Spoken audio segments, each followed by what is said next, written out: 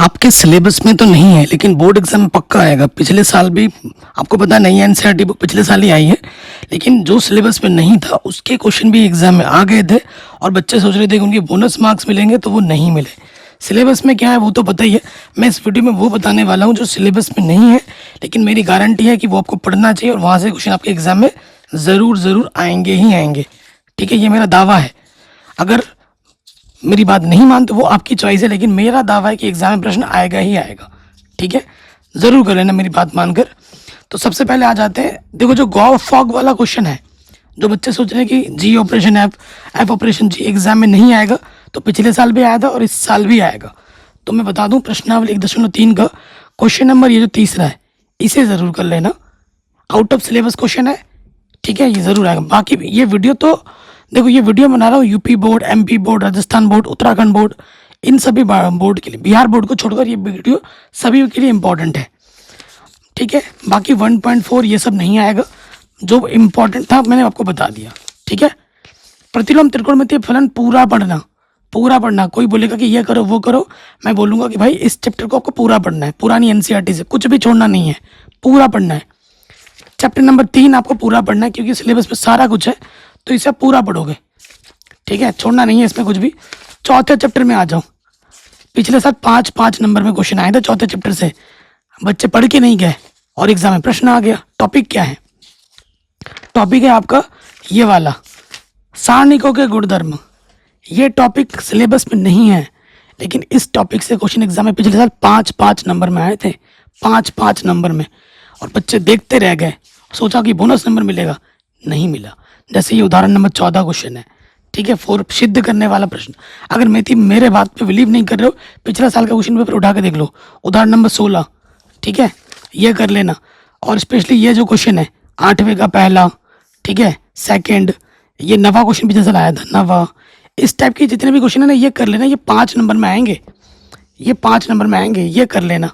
उदाहरण number 15 question, ठीक है, ये 16, ये ऑब्जेक्टिव में इंपॉर्टेंट है। आउट ऑफ सिलेबस है, प्रश्नावली में नहीं है आपकी, मतलब प्रश्नावली में बोल रहा हूँ, नहीं एनसीईआरटी बुक में नहीं है, सिलेबस में नहीं है, लेकिन मेरा दावा है ये वाला क्वेश्चन 5 नंबर में आएगा, और यहाँ से ऑब्जेक्टिव भी पिछले साल आया था और इस साल भी आएगा 1 नंबर में, ये दोनों। तो ये कर लेना पुरानी एनसीईआरटी से। सिलेबस में नहीं है लेकिन एग्जाम में ज़रूर आएगा। ठीक है, वैसे 500 चैप्टर पूरा पढ़ना है। ठीक है, पूरा पढ़ना है। और छठा चैप्टर भी आप पढ़ रहे होगे, लेकिन छठे चैप्टर में से आपको मैं बता दूं, कुछ टॉपिक हैं जो सिलेबस में नहीं है। जैसे पुरानी एनसीईआरटी का 6.2 प्रश्नावली में नहीं है, सॉरी ये तो है, लेकिन 6.3 प्रश्नावली में नहीं है। लेकिन मैं बता दे रहा हूँ 6.3 में पढ़ना क्या है। पूरी किताब नहीं पढ़नी है आपको, क्या पढ़ना है वो मैं बता देता हूँ। ये देख रहे हो, पुरानी एनसीईआरटी से मैंने पूरा पढ़ा रखा है। पुरानी एनसीईआरटी की पूरी प्लेलिस्ट मिल जाएगी डिस्क्रिप्शन पे। ठीक है, क्वेश्चन नंबर ये पहला देख रहे हो, इसको कर लेना। ये 1 नंबर में आएगा, ज़्यादा बड़े नंबर में नहीं आएगा। ठीक है, ये हो गया। और फिर क्वेश्चन नंबर दूसरा होगी, 1 नंबर वाले प्रश्न है। उसके बाद अभिलंब की प्रवणता भी आएगी। जैसे ये देखो, अभिलंब की प्रवणता 5वां हो गया। ठीक है, और रेखा का समीकरण एक क्वेश्चन आ जाएगा। ठीक है, रेखा का समीकरण निकालना, प्रवणता दे रखी होगी, बिंदु दे रखी, वो आ सकता है 1 या 2 नंबर में। 6.4 आपके सिलेबस में नहीं है, लेकिन मैं आपको बता दे रहा हूँ, सन्निकट मान निकालने के लिए एग्जाम में आएगा। ठीक है, जैसे क्वेश्चन नंबर ये 8वां हो गया, इसको बना लो। ठीक है, और क्वेश्चन नंबर ये जो देख रहे हो, पहला दूसरा, ये बना लेना। ये 2 नंबर में आता है, 2 नंबर या फिर 1 नंबर में। ठीक है, पहला दूसरा और ये 8वां और 9वां क्वेश्चन, ये बना लेना अच्छे से। सन्निकटन त्रुटि एग्जाम में आता है, ये सिलेबस में नहीं है लेकिन एग्जाम में आएगा। बाकी तो आपका पूरा सब कुछ सिलेबस में है।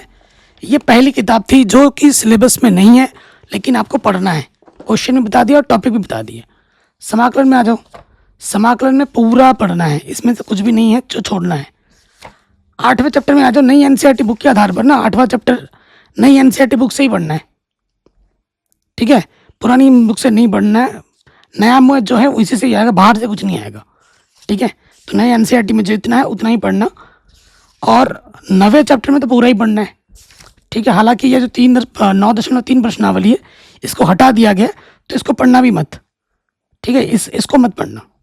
नया जो एनसीईआरटी बुक में जो सिलेबस है उतना ही पढ़ना, वहीं से आएगा। 10वां चैप्टर भी आपको पूरा ही पढ़ना है। 10वां चैप्टर भी आपको क्या करना है, पूरा ही पढ़ना है, इसमें से भी कुछ हटाया नहीं गया है। अब हम बात करेंगे 11वें चैप्टर में। 11वें चैप्टर में है नई एनसीईआरटी बुक में 11.2 तक तो पूरा है सिलेबस में, लेकिन 11.3 ये सब नहीं रखा गया है सिलेबस में, ठीक है। लेकिन मैं कुछ क्वेश्चन बताऊंगा जो कि आपको पढ़ने चाहिए, हो सकता है कि एग्जाम में आ जाए, ठीक है, हो सकता है कि एग्जाम में आ जाए। पिछले साल तो नहीं आया था, लेकिन हो सकता है कि इस साल दे दे, ठीक है, इस साल दे दे। ये आपके एग्जाम में कुछ कहा नहीं जा सकता। तल वाला टॉपिक पिछले साल नहीं आया तो छोड़ दो, इस 11वें चैप्टर में 11.2 तक ही पढ़ना, और कुछ पढ़ने की ज़रूरत नहीं पड़ेगी, ठीक है। 12वां जो चैप्टर है सिलेबस में 12.1 ही है। आप बिहार बोर्ड में किसी भी हिंदी मीडियम बोर्ड में क्यों ना हो, बस आपको इतना ही पढ़ना है, 12.1। मैंने 12.2 की वीडियो बनाई भी नहीं है अपने चैनल पे। क्यों नहीं बनाई? आप कई बच्चे मुझसे बोलते हैं सर 12.2 की वीडियो नहीं मिल रही है। नहीं मिल रही है इसलिए क्योंकि ये मैंने इसलिए नहीं बनाया जानबूझकर, क्योंकि इससे कभी कोई क्वेश्चन आता ही नहीं है बोर्ड एग्जाम में, कभी नहीं आया आज तक। तो 12.2 भी नहीं आएगा और विविध उदाहरण भी नहीं आएगा, विविध प्रश्नावली का क्वेश्चन भी नहीं आएगा। सिर्फ 12.1 ही पढ़ना है और कुछ नहीं पढ़ना है। प्रायिकता चैप्टर, प्रायिकता चैप्टर में देखो क्या आउट ऑफ सिलेबस चीज़ है जो एग्जाम में आया है पिछले साल और इस साल भी आ सकता है, वो मैं आपको बता देता हूँ। 13.3 तक तो सारा कुछ पढ़ना है, सिलेबस में भी है।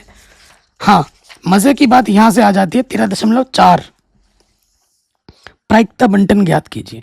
ये जो प्रायिकता बंटन है, प्रायिकता बंटन का जो योगफल होता है वो 1 के बराबर होता है।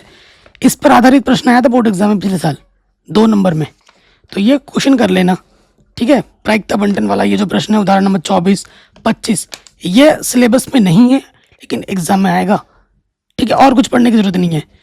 तो मैंने आपको बता दिया है जो सिलेबस में नहीं है, एनसीईआरटी बुक में दिखा भी दिया है, लेकिन इस पर आधारित प्रश्न आपके बोर्ड एग्जाम में 5 नंबर में, 1 नंबर में, 2 नंबर में आएगा, ठीक है। इनको मेरे कहने के आधार पर बना लेना, ज़रूर प्रश्न आपको बोर्ड एग्जाम में मिलेंगे। बाकी इसके अगर क्वेश्चन चाहिए कि भाई सर क्वेश्चन विद सोल्यूशन बनाओ एक अलग से वीडियो में, तो वो भी मैं बना दूंगा, कमेंट करोगे तो वो भी मिल जाएगा। बाकी डिस्क्रिप्शन चेक करो, प्लेलिस्ट चेक करो, वीडियो को अपने दोस्तों के साथ शेयर जरूर करना, उनका भी थोड़ा भला हो जाएगा। कमेंट ज़रूर करना है।